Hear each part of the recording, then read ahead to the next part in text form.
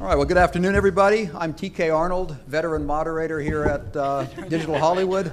I'm the editorial director and publisher of Home Media Magazine, which is a trade magazine for the home entertainment industry, which of course is morphed from video rental to discs to you name it, and with a heavy OTT focus.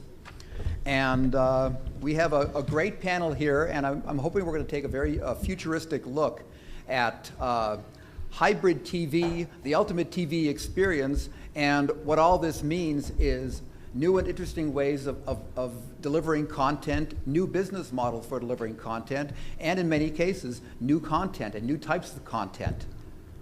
So without much further ado, let me introduce the panelists. And actually, as I call your name, why don't we give you guys a few minutes and you can tell us what you hope to bring to the discussion, and then we'll move on to the next person. Great.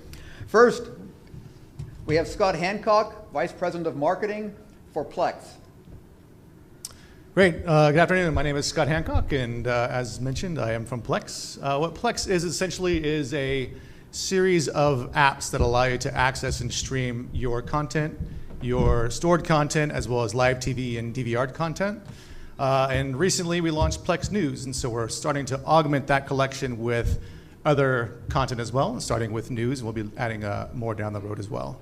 I'm looking forward to hearing from the other panelists as well and from the audience some ideas about how this hybrid system and hybrid TV system is going to pan out. We've been in this business for quite some time.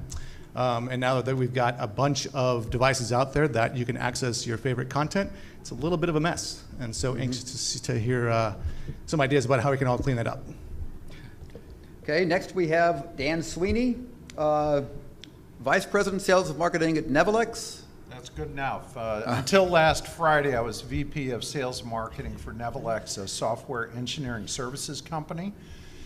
So now I'm on to a new journey into podcasting and radio broadcasting.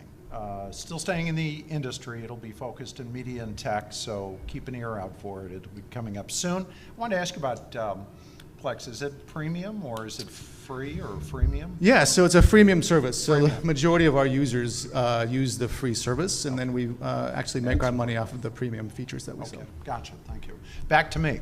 So before Nevilex, software engineering services company, and they work for DirecTV on set-top boxes, software, that kind of thing.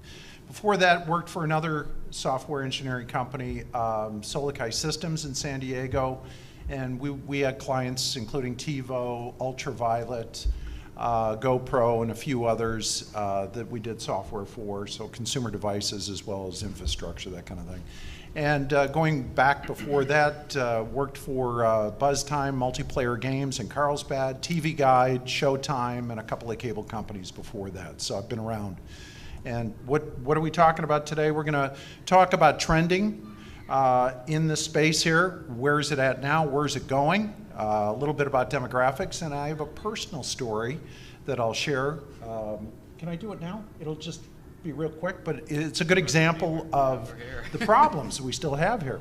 My wife is a Detroit Red Wings fanatic. I don't even want to say a fan. She's fanatical about them. Knows every player's shoe size and all that stuff. So she was looking at, how do I get all those Red Wing games? And she looked at the options, and she studied them last year and this year, and is still frustrated with NHL.com, which does not port its service to smart TVs, which we have in our living room. They only go to Roku and Chromecast and Apple TV. And the in-demand, which is through the cable company, only does standard definition games, and they're cropped, so they're small and lousy looking. So she continues to have a frustration, and I only tell you the story to illustrate that we're not there yet. We still got problems in this whole world of OTT and hybrid TV and that whole thing, and that's what we'll jump into and talk about later. Thank you for thank you. All right, and that's a to get that out there. And that's actually a recurring theme. We've had two panelists already talk about the problems of search and discovery, which has been a problem. It's a big problem. Still, for ages.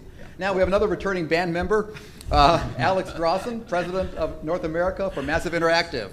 Hi there. I work for Massive, that's right. We're very focused on deploying very large-scale OTT services for primarily telcos around the world and broadcasters, as well as independent production companies. And most of our clients come to us wanting to actually understand how to get to market, to better understand how to roll out across different devices. And most of them, we're very fortunate, have pretty big checkbooks and are willing to hit all the devices in one full swoop or over a few years. But it makes our job exciting because they're coming to us with large catalogs which are thematically organized, and I'm excited to tell you a little bit about how we've approached some of these services, especially as it pertains to the different sectors, so sports and news and entertainment, and as opposed to just lumping it into one and having just one big catalog. We talked about search and discovery already a little bit, but what's exciting here is ultimately how to engage the customer from a user experience and design vantage point, and we spend a lot of time focused on that at Massive, so I'm excited to get into that a little bit. Okay, and our next speaker is somebody who the last time I saw her speak, I just remember sitting back and thinking, she's a lot smarter than I am, and she's a lot smarter than I'll ever be. So please welcome Josette Bonte, the Chief Strategy Officer of the Institute for Communication Technology Management at the prestigious Marshall School of Business at the University of Southern California. So I'm so glad you said that, because that's a mouthful, right? Okay, so we call it the CTM, and it's an industry-facing institute. So even though we are located at USC, so we are actually financed by large sponsors, telecommunications companies like Verizon, AT&T, CenturyLink, TDS, large technology companies like Cisco, Nokia, Ericsson, and such, as well as the Hollywood studios and some networks, which is a bit of a hybrid group if you look at that constituency. But that is what really makes it interesting. So in my current role, I oversee a slate of strategic research programs and events that our team produces. That team includes USC professors, some very well known, as well as some analysts that are directly part of my team. So we produce those programs on Internet of Things, which is, as you know, a very hot topic right now, especially for our telecommunications companies and our sponsors who are in the technology field. But perhaps more properly for this panel, we have a program that is in its 5th year looking at the future of media. And in so doing, we look at the evolving role of the MVPDs, we look at the rise of the OTTs, obviously, but we also look at the underlying business models, especially digital advertising, which is being totally revamped at present in many ways. So I look forward to discussing that as part of this panel. And I also wanted to say that I'm certainly not an academic by background. I have been an executive in entertainment, telecom, and technology for the past 30 years. Thank you. Still sounds smart to me. 30 years. Okay, next we have Joey Fulcher, Director of Media Logistics across the Americas. And tell me if I'm pronouncing it right. Ooyala? Ooyala. Ooyala. I'm thinking about a clothing shop in Carlsbad my wife frequents called Ooh La La. So, okay, Ooyala. And Ooyala, the name Ooyala is sort of like the cloud. Nobody really knows what it means. Just joking. There is a story behind it. If you're interested, it means cradle in Telugu, which is a South Indian dialect.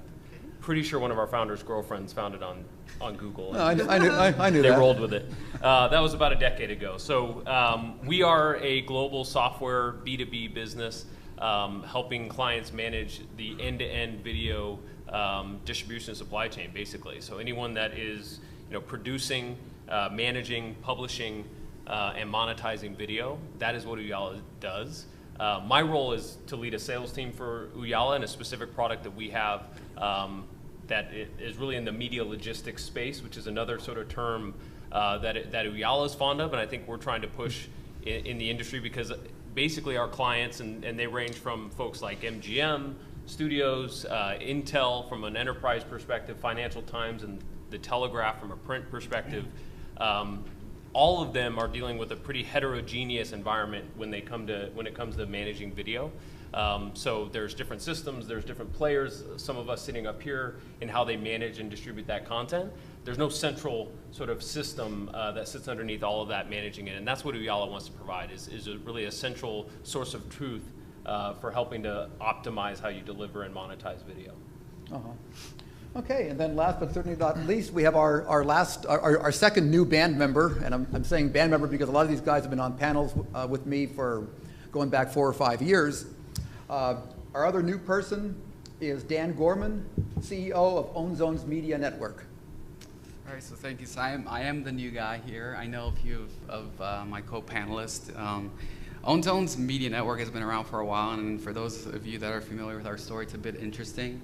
We started off as a pure OTT content play, and this was way back in 2009.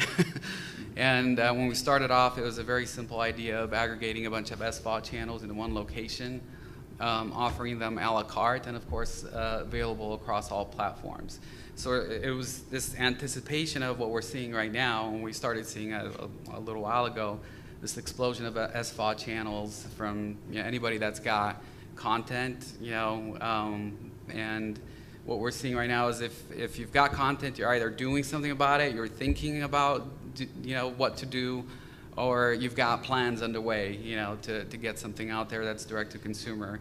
So the good news is we saw it years ago. The bad news is we were way too early to the market, so nobody knew what the heck to do with us, right? So I often talk about the first couple of years being spent in the desert of no money and no content. So what to do? You're a content company and no content. We kind of shifted a little bit, and learning from all the challenges that we had setting up our own service, we then started providing B2B entertainment technology services. So today we're kind of we call ourselves a tribrid, right? So that's an interesting word that we came up with not too long ago, because we operate in the area of content. And on that note, we've got an interesting fact about OwnZones. We announced a few months ago that in January of this coming year, we're going to be launching the world's first, premium, 4K multi-platform cannabis network. All right, so all about cannabis, and this is not your mom's stoner network, right? This is news, lifestyle, entertainment, very premium produced, premium quality. Lots of very, very experienced executives involved. So this is going to be a premium product that you'll see both, on our platform, but of course, syndicated globally, worldwide, right? The second area that we operate in real quickly is technology. So I talked about how we had to shift a little bit to survive in the desert of no money and no content. And so we provide a lot of technology services to some of the biggest players in the industry on the content side. We today consider ourselves a turnkey solution for anybody that wants to get into the OTT space very easily and cost efficiently. And then the third area is distribution, because of course content without distribution is there's not much happening. So our distribution is a little bit unique. Real quick, it's all traditional, Roku, Apple TV, and all that, but then it's also non-traditional places like next generation set-top boxes that operate using their own proprietary operating system, gas station TV, and others, right? So we work with our customers to tailor the right distribution strategy, and that's who we are today. Okay, that's very interesting. One thing that I like about Digital Hollywood is that the panel names are really long and all-encompassing. The panel here alone is Hybrid TV, delivering the ultimate TV experience, broadcast, cable, premium, and OTT content. This is basically anything we choose to make it, we can make it.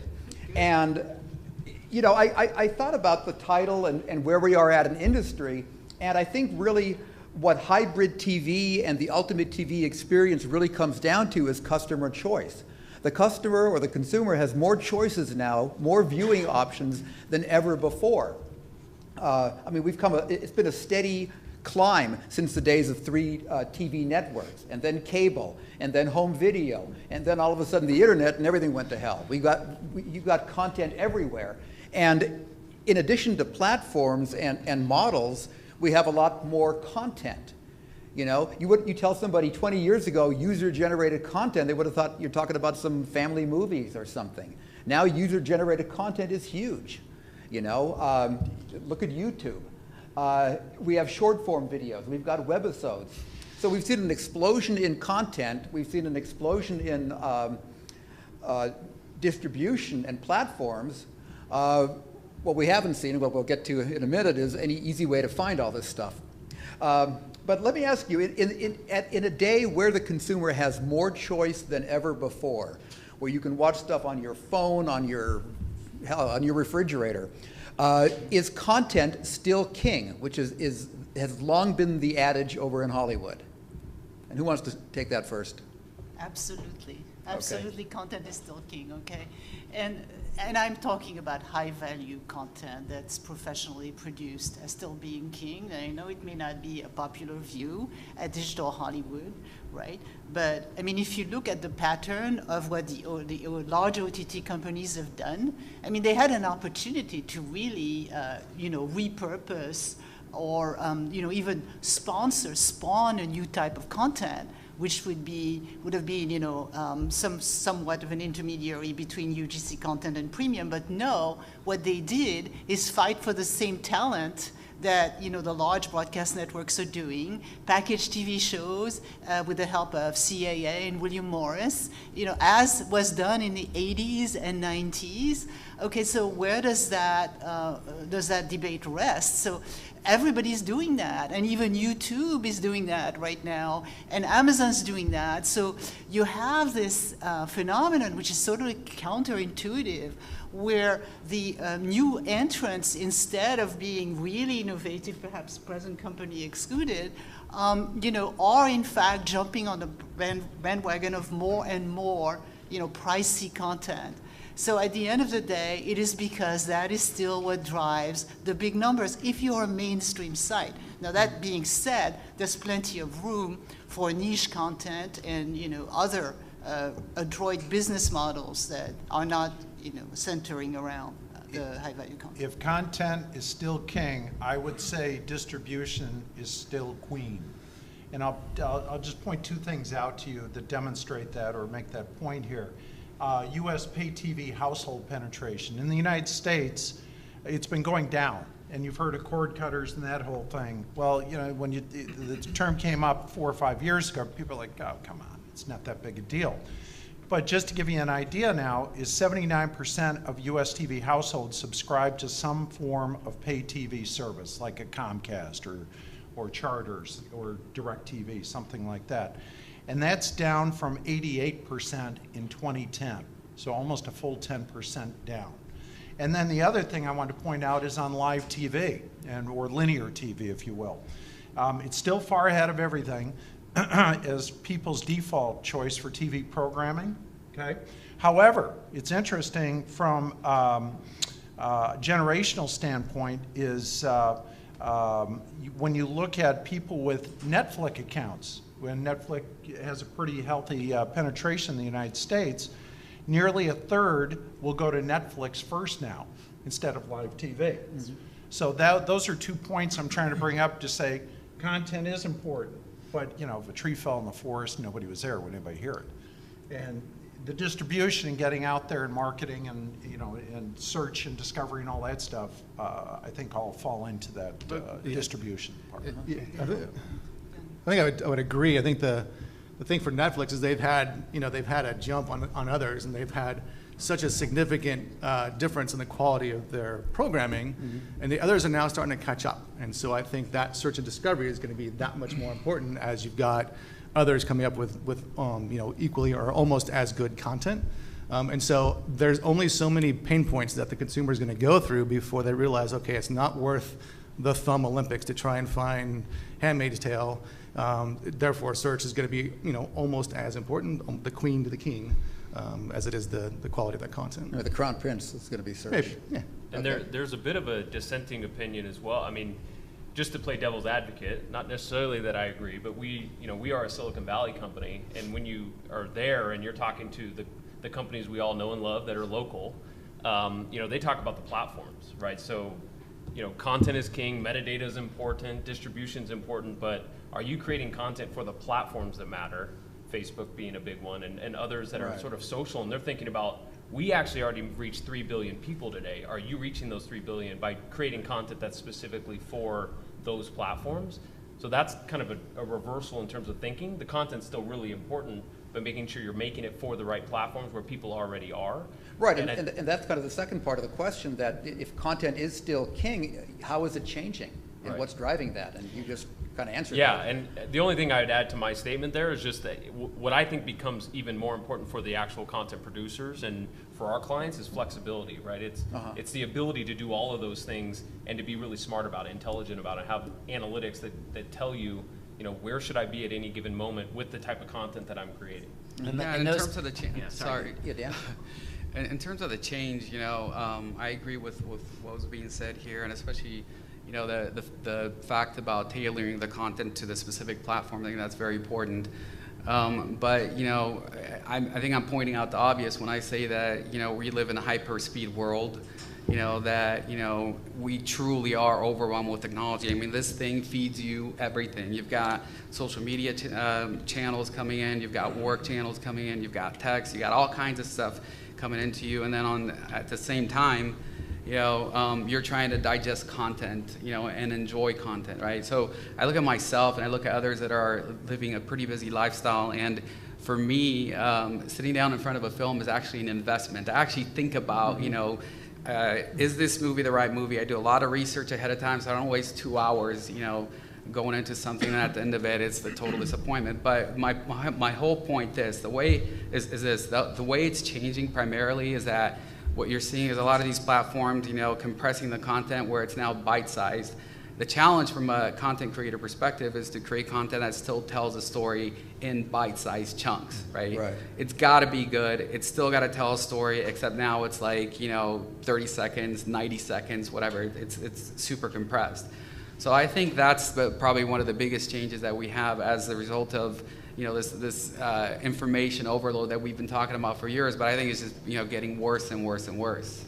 I think to add to that, I think even what Joey's talking about on the metadata side, I think ultimately we at Massive spend a huge amount of time understanding what the consumer, or trying to understand what the ultimate consumer user journey is. So when we walk into rooms, it's really about looking at the content, number one, obviously, which they need to drive and are the drivers of their business, but ultimately it's about how do you keep engagement, and what does engagement look like during a typical 24-hour session. So if you're walking into a news division, it's obviously very different from somebody who's binge watching episodes on Netflix. There is a true art form in actually doing that, and there's a lot of thought and effort that needs to go into that. And so what we at Massive spend a lot of time doing is ultimately giving control to our clients through a console that allows them to have true UI changes, meaning that you're able to be reactive to your customer. And if they don't like James Bond movies and they prefer horror, don't feed them James Bond movies. But in the old days, that meant calling up your vendor, spending a lot of money to change the app, the look and feel of it. Nowadays, all of that's happening and starting to happen in real time. So as you start bolting these pieces together, and we all represent pieces of it here, what's exciting is where it's going and where it's heading. Lito, can you elaborate on that? How does that work? Like if I have one of your devices in my home, how does it know? So again, I would defer to my lovely product team that developed it. I can't take credit for any of it, I just sell it. But the beauty of what they have developed is ultimately a piece of software that allows, that works across any device. So we talk about all these different devices in the ecosystem. If a large telco comes to us and says, we want to get across all these devices, here's our content library, they are using what's called our Access platform to drive ultimately experiences that are bespoke across specific devices and specific thematic approaches depending on what that content is. So it's driven by the software, is I guess it's the short answer to your question. Yeah. I think metadata is critical, to the, what somebody was just talking about a minute ago, and that is discovery. To me, the biggest challenge of everything that the entire, new world of OTT. The biggest challenge that we have is being found. in a sea of SVOD, AVOD, whatever type of VOD channels, right? How do you get discovered? I often tell our partners and our customers that unlike Kevin Costner's Field of Dreams, if you build it in the OTT world, they probably won't come, right? So it's true. It's comical, but it's true, right? So I like the approach that you were taking. So I think technology has a large part to play in this. I mean, we also have some pretty intelligent software. In fact, we call it smart agents that allow our customers to, based on the machine learning that we've built into our software, optimize their metadata so that they can be found. I think that's one way that you do end up getting discovered on platforms like Amazon or the Rokus of the world, where you've got like over 3,000 channels, right? So yeah, technology plays a big part. I think metadata plays a big part. It's just a multi-pronged, multifaceted type of an approach that you have to take in order to be successful in this world. I just want to interject something to that because, and so to what you were saying earlier, Dan. So basically, after having taken more the mainstream viewpoint, I will also pull back and share with you some of what our research indicates with Generation Z as well as millennials. So it's an entirely different picture, obviously. And Gen Z is even a lot different from millennials. So they are the generation that grew up with YouTube. And they basically consume a tremendous amount of YouTube content, so their expectations are very, very different. And also, they're a lot more tech savvy than even millennials, so finding content is easier. It's inherent to them. They use social networks all the time, so they connect via social networks. They get referrals via social networks, and that's, based on that, they basically, initiate actions to watch certain shows versus others. So there, obviously, there's going to be a need for a different type of content to nurture that crowd. It's also a huge opportunity, which you don't necessarily have with the generations, even millennials, especially married millennials who tend to gravitate back towards the MVPD offer. I'm going to add to what you just said there and to back up your point you were making there.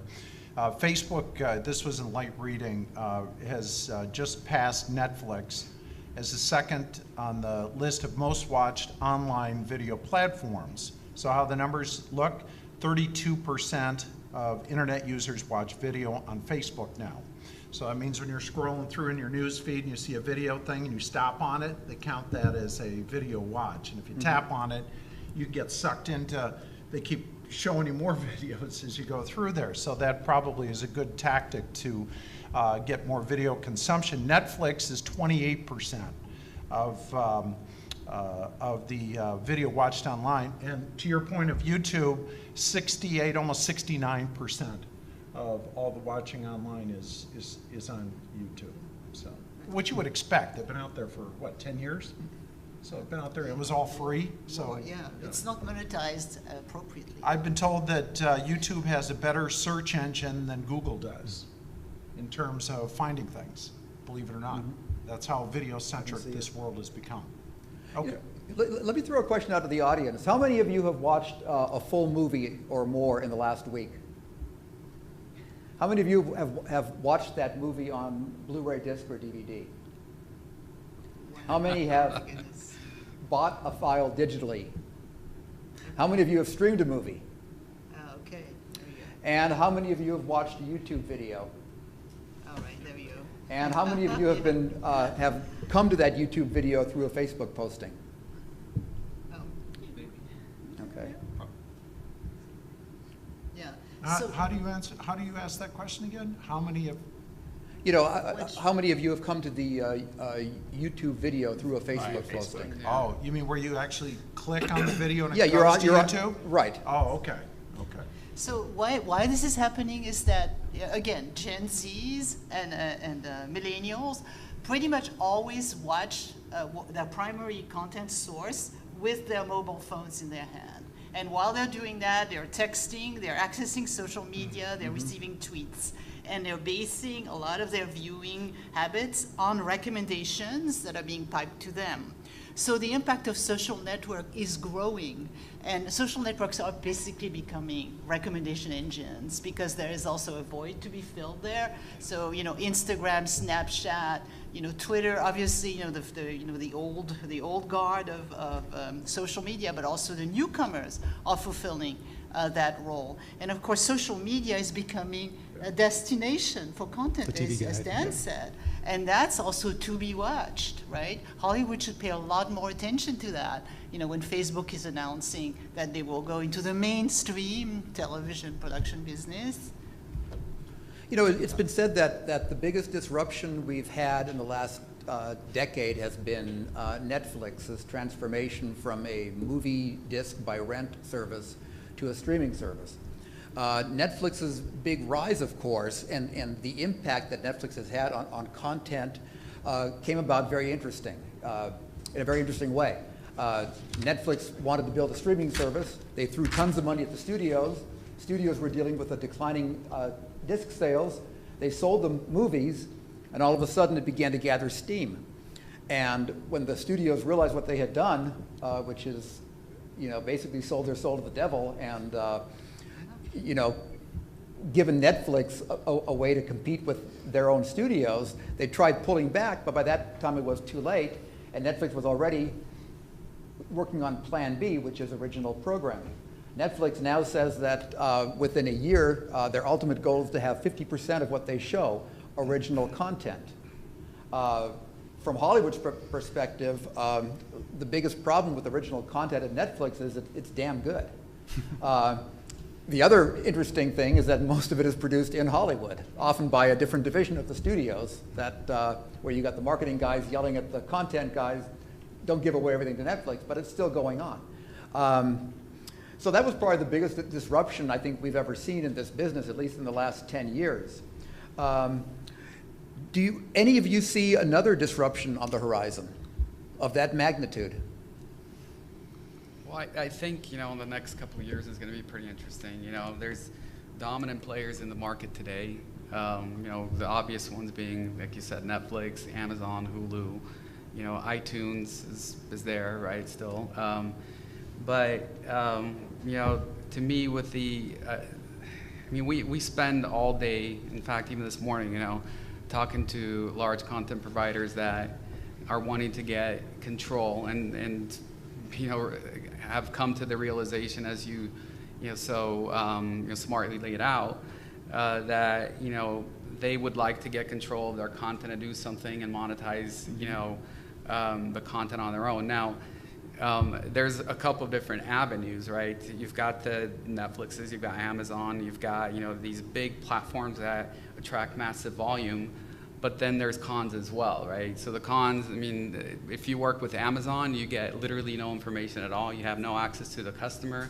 You have no analytics. You can't really market directly to the customer. Mm-hmm. So I can tell you that most people here in town are thinking about, how do I get my own thing going, right? Mm-hmm. And that's, I guess, one of the reasons you could say that Disney's launching their own, in 2019, which I happen to think is going to be very successful. But I think, with all these explosions of, the explosion of SVOD channels, maybe even AVOD in some cases, you'll see at some point a consolidation of places where you can get access to all these. Because to me, the thousands of separate places, the siloed approach is not very effective from a consumer perspective, So we started off, OwnZone started off with the simple idea that, a consumer having, a business relationship with 10, 20, 30, 40, 50 different places is not sustainable, or it just doesn't really work from a consumer perspective. So you'll see a consolidation of these massive platforms, and I think the winners, in terms of who they'll be in the end, are the ones that can provide most value, other value-added services to the content providers that are providing these channels, right? It's not enough. For now it's fine, right? Because you've got massive power and you've got massive control, but at some point it's not enough to just bring the customer and take, a mass cut of the revenue share. At some point you're gonna have to, start providing add-on services that make sense for both sides, So to me, the winner is going to be somebody, or somebodies, that can provide these extra value-added services. And, some of the big players, my prediction is that some of the big players that we're talking about even today will probably not even be around, so anyway, Who I would have the- my who would- Very who would that- provocative. Yeah, who would that be? Who do you think's not going to be around? I can't say. We have great partnerships with a lot of people, so can I'm you not going to say. Don't kill Can the you client. spell it? Or, Yeah. So basically, the problem that you have is you sort of have to go back to the root cause of why is this happening, right? Well, what's happening is because content is so expensive, and because there's now that competition for talent between all the new players and the traditional players. Basically, that money doesn't come from thin air. So Hollywood has become addicted to the advances and the guarantees that are paid by the Hulus and the Netflix, and Netflix eating up into the early distribution windows, right? But paying for it. So, the people that are in charge at the studios and are looking at the overall lifetime value of content are looking at it now like a portfolio management strategy, no more like a window distribution strategy. So does it behoove me to basically make a deal with Netflix in that very advanced window and kill syndication revenues in the back? How do I balance the present value of that content versus revenues that could still flow down the line? So until that is remedied, until there are other sources of cash that the entertainment industry so direly needs, it's going to be difficult to go directly to consumer. Now, that being said, networks and studios pretty much all are thinking about direct to consumer offers. And Disney is extremely well placed to do that because of their lineups, right, between ESPN, ABC, etc. But there are other companies that are equally placed to do the same thing, poised, I might say. So we're in for a very interesting But ride. Disney, just one thing, and I don't want to monopolize, but I think Disney's especially well positioned because their programming, their library is by nature, formulaically designed to appeal to a global audience, and that is a massive advantage because we're all thinking about domestic, but the global market is even bigger. So that's just something to think about. As we talk about the content, it's not just the U.S. We spend quite a bit of time outside of the U.S., and there's just a massive world out there waiting to be tapped. Yeah. Well, you bring up a good question. We talk about the streaming world. I mean, the big players, Netflix, Hulu, and Amazon. Does stuff last forever? And we have to qualify forever. I mean, MySpace was huge, and then it disappeared. And then Facebook came up, and Facebook didn't go away the way MySpace did. You've got YouTube, which began, early on it was a place for people to share their little home videos, and then you started seeing the farting cat and things like that. And now it's a huge, people I know who are big fans of bands, they go to YouTube first because it's a great repository for vintage concert clips.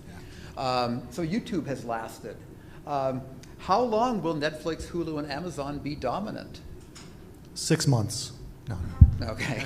Thank you, Scott. You heard it here first. No, it's going to be interesting because I think in the interest of what's going to be happening in the next couple of years, like we were talking about, I think the advancements may not be as sexy as they have been with the rise of Netflix, but I think that as other houses are starting to improve the quality of their offering, it's getting closer to Netflix, and I think that delta is not going to be as great, and so I think it goes back again to sort of that search and discovery, and someone's going to figure out how to simplify that process across the board and across all devices and across all screens, because consumers still want to have that power. They want to be able to watch what they want to watch on whatever device they happen to be in front of, no matter where they are.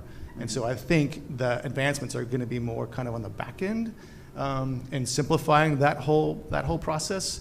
Obviously, those guys are going to be in the lead for quite some time, but I think that there are others who are coming up right on their heels. Not to mention, you've got, like you said, Disney, and you've got Apple now going to be producing their own content, and these platforms that are not only folks who are providing the content across those devices, but also producing their own. So they have a conflict of interest of okay, should I be promoting our own content? That's probably the case, versus some of the other content that we have in our library. there's going to be those struggles across basically every platform that's out there, and it'll be interesting to see how that plays out. I think it's interesting to watch Facebook and Amazon alongside Netflix. I think Netflix has a long way to go. I think they're going to be dominant for a while, but Amazon now owns Whole Foods. And what does that data mean? I don't think we know yet, but I think we have an idea where that's headed. And they're going to know a lot more about the consumer than Netflix does. Netflix knows a lot about the video consumer. Amazon knows a lot about the consumer. So does Facebook. They know too much about us, to be honest. But I think that's just an interesting angle. So I think there's going to be I think the data sort of controls it all. So again, who's king? Maybe data is king. Because that ultimately drives the type of content you make for the right moment. And I think helps you as a content producer evolve with the times. Well, I mean, that's the way Amazon's actually developing its programming is through data. So, I mean, it's obvious. I just think what excites me is richer, deeper experiences that obviously we are developing. And I say as, a community, we're developing that right now. The customer's benefiting from all of this, which is fantastic. Technology is becoming cheaper, which is a huge, whereas Netflix spends hundreds of millions of dollars on their own technology, let's not forget it's one app. And the reality is that there's in the competitive landscape, I mean, I saw a different stat, but by I can't remember if it was 2025, you had Amazon and Netflix having somewhere around 44, 45%, but there is the rest of the world still out there. And the reality is that we spend 100% of our time building for those companies who have a direct engagement with that customer across different territories. And that's exciting. And sports, for example, is, we built for a company called Perform Group that launched a channel called DAZN. It's a subscription service.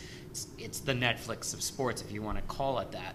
But what was amazing is they did an incredible job in this day and age where it's all about exclusivity and ownership of content, of going out and garnering that writing the checks for it, and launching a service that now has millions of eyeballs around it, and they've really captivated a whole new audience. So I think that there can be dramatic shifts. I mean, I think we're all so used to the big names, but if you look at the evolution of what's happened just in the last 5 years, who's fallen off the charts and who's stayed on, I mean, there have been some big surprises, I think. So to that point, and then one thing I'm going to bring up on search and discovery, finding content, and that kind of plays to the breakout coming up. NBC, is it SOCI? CISO, and that, yeah, yes, now Ken- defunct. That was a comedy. Yeah, they put SVOD millions service. into it. Yeah. Millions into it. It didn't get positioned properly. The advertising wasn't there. People are like, so what? Well, the other big problem there is that we don't know how to, if we're pricing correctly, there's a lot, I mean, look, Right. Netflix priced at X and everybody thought that was what it should be. That's not cheap. the case. And the reality is that I think we're still trying to evaluate what the right financial models are. And I still come from an era where you bought for X, you sold for Y, and you had a profit. We're no longer living in that day and age, and that has completely messed with the model. So the reality is that there are ways to compensate for that if you're looking for that kind of a financial model. It depends on whether you're backed with extra money to throw away or not. So there are so many permutations to this conversation that you can take ultimately. So when you say where's it going in 10 years, who's the next Netflix and that kind of thing, this relates to search and discovery. There's a lot of content out there that's great that we don't know about or don't know how to find. So one area we didn't talk about is personal assistants. Okay, Alexi, or is it? Alexa. Alexa, excuse me, Alexa and Google, so Google, Amazon. Mike, quick, does anybody have one of these out here? 1, 2, 3, 4. Okay. Is anybody creeped out by it? Yeah. Okay. So it is a little creepy, but I've had a demonstration of a couple of them, and the Google device, their personal assistant, I forgot what they call it. Yeah, Google Home ties to the Google search engine and the YouTube engine.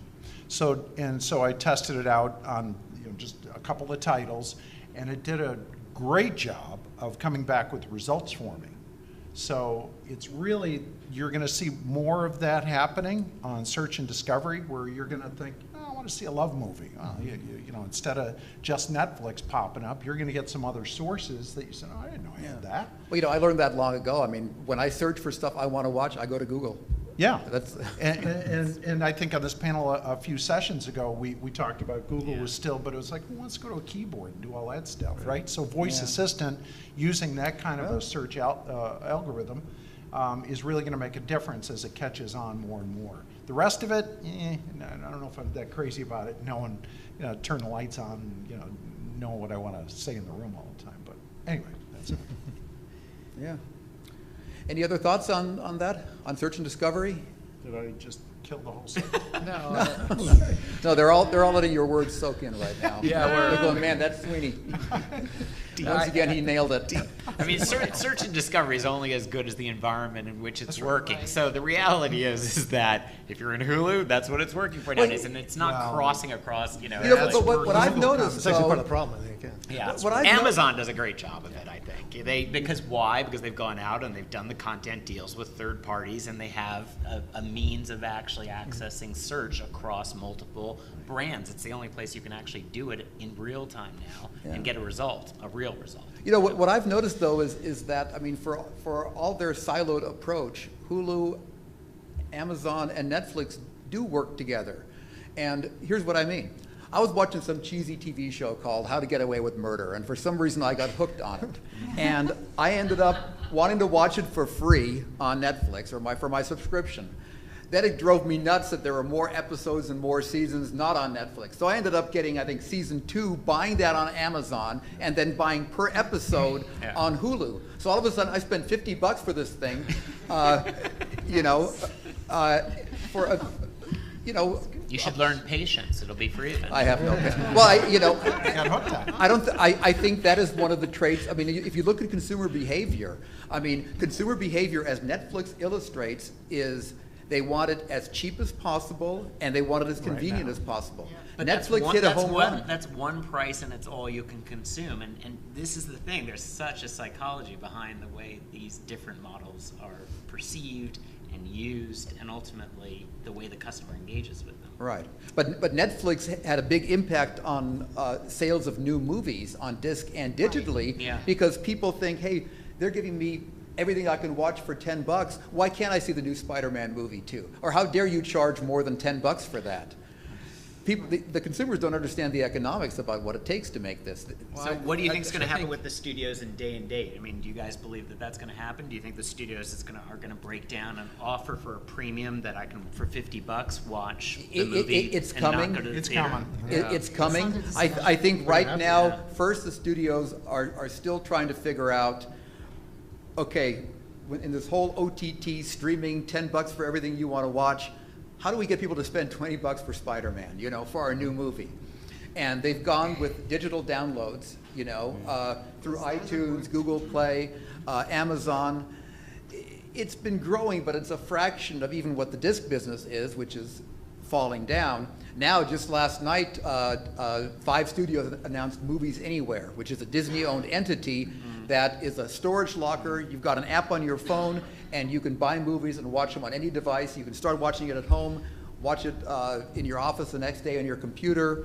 And they're hoping there's going to be a It's spark. the improved version of failed Ultraviolet. Yeah. Well, Ultraviolet was siloed in there. But again, so before studios go to day and date, they want to nail down, they want to make sure people still want to buy movies in an environment where everything is fleeting. I mean, we stream music, you know, YouTube video. Who needs to buy a 1965 Byrds album on CD when I can go to YouTube anywhere and watch live videos of the Byrds performing with great audio too? You know, so once studios nail this down, and they're all hoping that Movies Anywhere will be this, you know, not so much the cure-all, but it'll really be the spark that'll get people in the habit of buying movies online. Then I think day and date is going to be inevitable down the road. I think there's a lot of companies that are working on this right now. You know, Sean Parker. Yeah, and, sure. And, Yeah. and there's a few, you know, that are closer, you know, to our company that are actually, you know, I would say at a very advanced stage in terms of negotiation. You know, so it'll happen probably sooner than later. Yeah. But it's inevitable, like we all talked about, because consumer behavior, consumer demand is driving all this. I think when, the demand for everything that we're seeing right now, the binge watching and things like that, it was always there, but technology allowed it sort of like, set the bird free, right? Open Pandora's box, if you will, and allowed it, all these things to come to fruition, and now there's no putting it back in the box, right? So when you've got, high-end, surround sound, 4K TVs in the comfort of your own home, and you've got in the age of, Uber Eats, Postmates, and everything coming to your house, and Amazon boxes all the time. I mean, it's really hard, right? It's a hard proposition to get your family to get out the door and then, shell out $100 or $200, right, for the movie experience, right? It just doesn't make any sense. So I think that's definitely on its way, But I think going back just a little bit, when we were talking about, $9.95 and getting all these, these movies for free, and getting such a great value. I mean, whether the value is really there or not, it's a perceived value, and that's, to your point a few minutes ago, talking about the various pricing models that we have on SVOD channels. And that's why I think it's so challenging for individual SVOD channels to compete with, this Netflix effect, if you will, because you can never have enough content, right? It's just, you've got to show tremendous value for that. But our conversation is so focused on just content and a subscription model. Like, what becomes interesting is how does e-commerce blend into it? So if we're developing a food channel for an SVOD service, it's about how am I going to sell more, blenders ultimately, or, push more recipes on you so you're driving more advertising back to Unilever.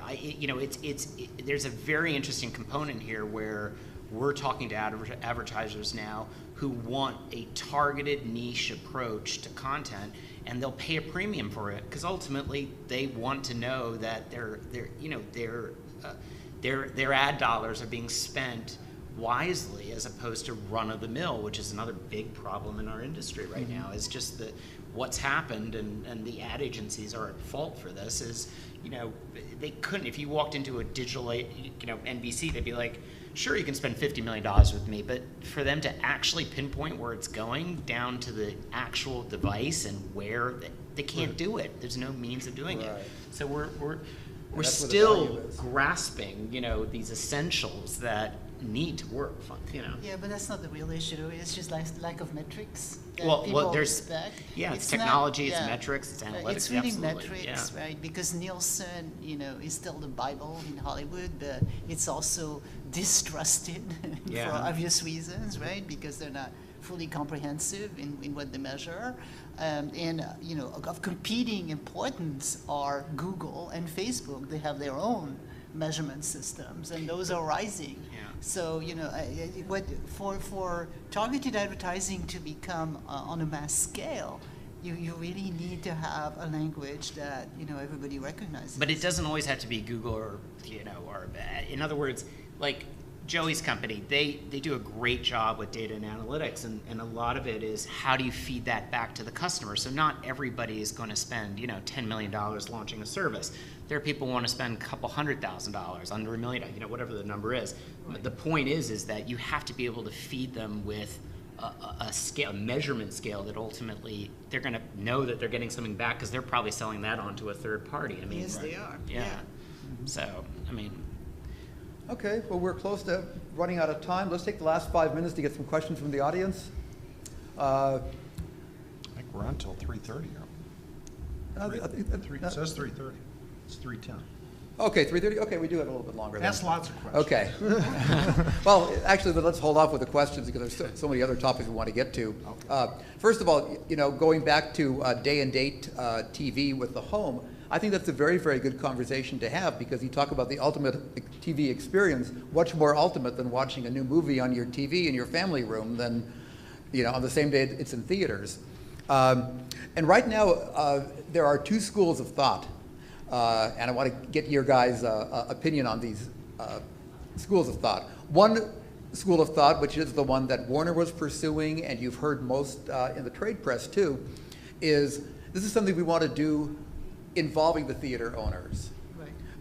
we want to work together and make this palatable to everybody.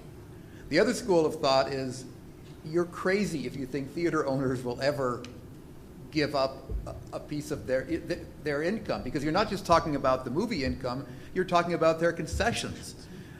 You're underestimating what you're asking them to give up, so it has to be something that Hollywood does on its own in a very disruptive method.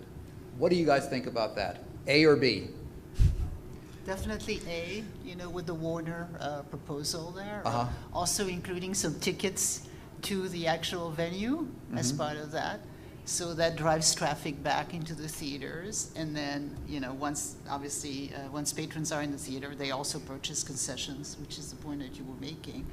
I mean, to me, it's got to be some kind of collaboration with the theater chains, because those are hurting already. So do you want to bury that type of distribution by competing head-on? No, Yeah, I mean, unless the financial model proves itself, it's going to be hard to get rid of the theaters themselves. But that said, you could start to make a point that if you can showcase enough, traction by selling direct to the consumer to a household that's willing to spend $250 to $500 suddenly a month to keep its family happy as opposed to going to the movies, I think there's a really compelling model there. And look, the technology's there. The biggest problem the studios have had is got to do with encryption. It's security. It's got to do with the fact that they don't want those movies, being copied again, and we're having the same problem. Right. It's day and date, and they don't want to lose those eyeballs.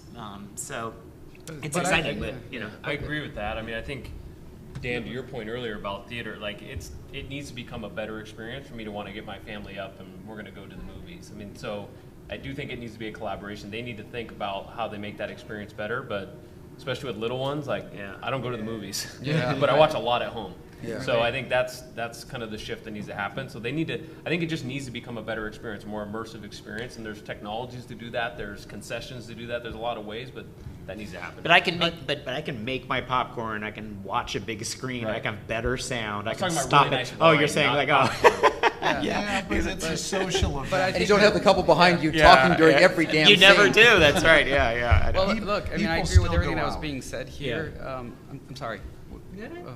I just think that the question becomes irrelevant, at some point, because if they don't do what you just said, if theater owners don't step up to create a more, compelling value for, all the things that we just talked about, the busy lifestyle, kids, information overload, all that. If they don't do something to change that, and to create a more compelling value, then they're going to be out of the equation anyway at some point. But you know what I've noticed on that point is the only time I go into the theater now is to go to these luxury recliner, great wine, fabulous food experiences. It's amazing. It's really incredible. And what did I pay for it? A ton of money, but I loved it. It's I would agree. I think that the model's changed. It's just completely it's an changed. event. That movie is almost secondary. That's It's just right. it's an experience. You want to go out and you want to leave the home to It's experience it. distraction. Well, there have been Awesome. studies that maybe in this era of so much technology that people are more than willing to pay for experiences again. I mean, look at the music market. And this is one thing that has not gotten enough attention. You've seen a few articles, but the music market has completely turned on its head. You had, going back 25 years or not 20 years, less than 20 years, you had the studios or the record companies had brought us the CD. Then they gave us the singles, which cost $4 instead of 89 cents.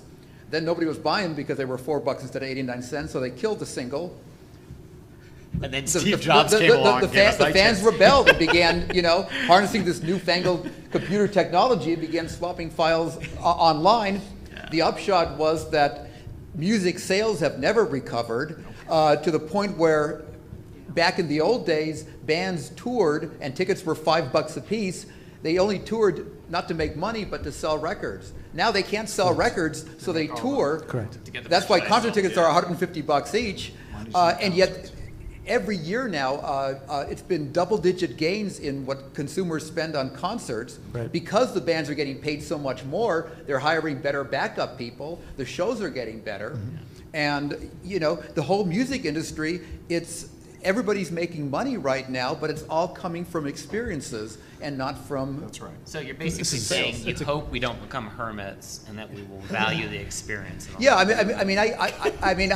I think where you're going, and I think the reaction is going to be that movie theaters probably are running scared right now because they haven't changed their model course for they are, ages. yeah. You know, multiplexes and more multiplexes.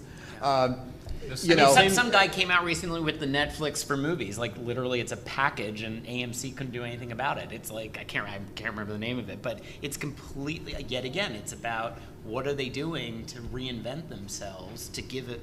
It may not be one experience, but let them come 4 times that month for X price. I mean, they need to change. They need to change their approach. Sport is the same thing, Yeah. right? There's nothing better than watching sports on your own couch. Right. Like, everybody's following that mantra. So that's another one that, I mean, the NFL, they're in trouble. So I think that goes for more than just. Yeah, it seems like our situation now on video is very akin to music 20 years ago, right? We're in this transition to the digitization of it all, and the experience is very different. Well, Right. and that leads to, I tell you what's still making a ton of money, pay-per-view. I mean, pay-per-view is still doing gangbusters. I mean, I know because we see it. Well, of course, if it gets but it's still that again. That's event, but you're sitting on your couch and it's live and it's premium and you're spending $100 for that event. You know, it's Yeah. crazy. So. There you go. Yeah. Okay. Anybody? What do we have? Closing comments, and then we'll take some questions. Well, maybe questions and then closing comments. Okay. Either or. Any questions? They've been I don't have a waiting. closing comment. I've been seeing hands wave. There Right goes up here. one now. What about the role of hardware manufacturers? I mean, you guys really didn't touch on them at all. They have a role to play in content discovery and distribution. And in fact, Give us an example. so like Apple. Or Okay, so you're talking Roku. platforms, smart TVs and streaming devices. Right. Roku just went public and went up 100% their stock price, and Well, my question is about has to do specifically around helping people find the content they want to watch and discovering the recommendation of that. So Apple tries to do this, but the trouble is that not all the apps have Cooperate. access to the API. Or That's right, others exactly. have That's the access to problem. their API. So, for example, so Hulu and Netflix do, you can find that stuff. If you want to find stuff that's on Crackle or That's why I said Amazon's still the best experience when you're and talking then- about so a Amazon, hardware I'm on my play. Fire, I'm on my Fire TV and Yeah. does a kick-ass job of finding me and recommending me. Yeah, of course. But it doesn't do that for the other platforms. So Yeah. Do you think they have a role to play? Could they be either, right now they're just an enabler, they open up, they just say. I think the hardware manufacturers tried to go at it, and they failed pretty miserably, most of them. Especially, I can tell you firsthand in the smart TV space, most are now becoming Android TV, based. So it's just become a question of how hard do they want to fight the fight, and if they're seeing that consumers are not engaging, it's turning very, very quickly. And the biggest problem for companies like ours is we need to keep up to speed with those changes and whims if their customers are not engaging, and therefore the software changes. It's really difficult and very time consuming. There's a lot of inefficiency going on in the business, I think, from a hardware perspective. Yeah, the hardware business hasn't exactly really driven innovation. I mean, the one innovation they gave us was 3D, which wasn't exactly a resounding success. It's all. I mean, look. It's all about the hard. It's all nowadays. It's all about how do you lighten the load. How do you, It's. We work with airlines, for example. It's not about like keeping the videos in the overhead, but this now it's like how do I get it through the broadband down into my app and to the consumer, and they can bring their own device on board. I mean, that's what's going on. They don't want to pay, X amount of hundreds of thousands of dollars to put all these seat backs in. It's just not interesting to them unless it's in business and first class. In economy, they couldn't care less. We talked about the voice activation earlier, but I mean, I think Xfinity, I think the solution there, my 3-year-old knows how to use that. The voice activated Yeah. Mickey Mouse, Right. and it gives her a nice selection of all sorts of different things. Right. And so I think That's- they that- have a role to play. That's yeah, easy, that easy to Xfinity use. though, you press the button to do the voice activates Right. versus these personal assistants that are just. She also knows how to say hi, Alexa. So But it That's a goes, 3-year-old, so but it goes both moving ways. fast. It's like it's both. To create. I mean, we're talking about future and what that looks like. I mean, in an ideal world in the future, your device anticipates. It learns about you, knows you, and then when you sit down on the couch, you're not having to cruise the internet and try to figure out what to watch and all. It's a waste of time, you know. In an ideal world, both, you know, the software manufacturers as well as, you know, the hardware, they work together and create this harmonious system that knows you. But I think we're still kind of a long way off. Yeah, I mean, we could walk around with our personal data suitcases, and if we allowed a third party to access it, you know, so be it. I mean, I'd love it. I'm just into efficiency nowadays, so I couldn't care less. But I do think I Yeah. agree with you Yeah. with what you're saying. I think Amazon is so far ahead because they've stepped out from just, you know, I buy this product, That's you know, right, it's yeah. expanded to so much. What content do I watch? And now it's jumped into what do I buy at the grocery store? And it just begins to paint a very clear picture of you as a person. Yeah. You know, now take that to the next step, as creepy as it sounds, right? Some of us are comfortable with that, some of us are not. But, you know, if you take that to the next logical step, then we get to this ideal state that we're talking about. But it's still a ways off, I think. I don't know if I'd like to, like, I'll come home from work and I'll go, damn, I had a horrible day, don't talk to me, anybody. So Alexa goes, I have a movie for you. And she'll show me like a happy Disney movie or something to lift my mood up. Well, Alexa has to. She'll sense your mood. Yeah, she'll sense the mood. You know, your voice. Is it angry? Is it happy? You know? Yeah. Right. So to that point, so there is this myth out there that the millennials, you know, will sell their data for just a coupon or something like that. So we did extensive focus groups with our millennial MBA students, and we found out that that's not the case. Millennials are like baby boomers, interestingly enough. They don't want that much of an intrusion in their private data unless it's rewarded and very cleanly defined, like, okay, I'm giving you this data, this is what I want to collect in exchange for this data, and I want to know what you're doing with my data. So, you know, just that actually took us completely by surprise. And what's the percentage of free services that they're watching versus paid? Are they willing to pay for it? Yes, actually. They are. Yes, yes. Not at high points, but according to our research, at low points meaning anywhere from $5 to $10. That's good. But they are. That's great.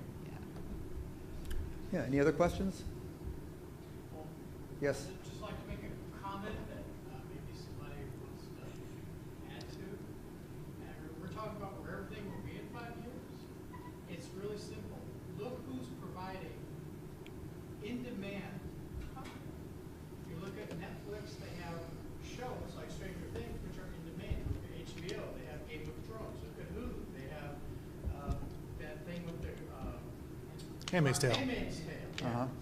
You look now. I don't say quality. I say in demand. Because you look at YouTube, there's a lot of people who want cat videos. They're not high quality. They're in demand. So if you look at who has an ongoing capability to provide in-demand content, you'll find your survivors. If you look at those that are not capable of providing ongoing in-demand content, you'll find your non-survivors. But there's such a different model between watching Cats for free and producing a Game of Thrones for, you know, tens of millions of dollars. But in this case, Yeah. the magnitude of the cat videos drives YouTube's, you know, they've been doing that for a long time. Yeah. So you either have a mass of cat videos that you can amortize, or you have a subscription model for Game of Thrones. Both work, but both are based on in-demand content. So if you're not providing in-demand content, I'd say the writing's on the wall. You say in demand. It's really user generated versus, you know, Well, produced either way, program. is it something people want to watch? That's what So- I mean. so Is it popular something people content. want to watch? Right, and for There that are you need people who want to algorithms watch and you Game need of Thrones. There are people who want to watch ways to measure that. those things. There are people who, if you look at Stranger Things, huge fan base, huge number of people want to watch that. Sure. I think it's a little bit more complex than that because, you know, you can have a really big hit show today, and then a dry season can wipe you out, right? That's why I said ongoing. So Right. yeah, I mean, Ongoing capabilities. but Continually produce. right, but on that note, you know, it's a little bit hard to compete with, you know, the power of a Disney or the power of, you know, one of the other big studios that. When they do the deals, they're not as simple as, you know, we fund everything. It's like there's always partnerships, various investors, various partners that produce this content versus, you know, somebody like a digital platform that produces all by themselves. It's just a very expensive proposition to keep pumping out. So there is a whole discussion to be had, which is not the right place, not the right time here, about, you know, the viability of that, right? You know, how much can you really produce and keep it going, you know, you know, given the cost constraints that we've all been talking about. But that's another discussion. Well, predictive analytics, you know, if somebody could predict what, you know, Game of Thrones is hot right now, what will be hot 3 years from now? You know, you factor in world events, habits, you know, maybe other trends you see, like, you know, that year, I think it was last Christmas, or maybe the one before, where everybody had these little laser lights that spin off and project lights.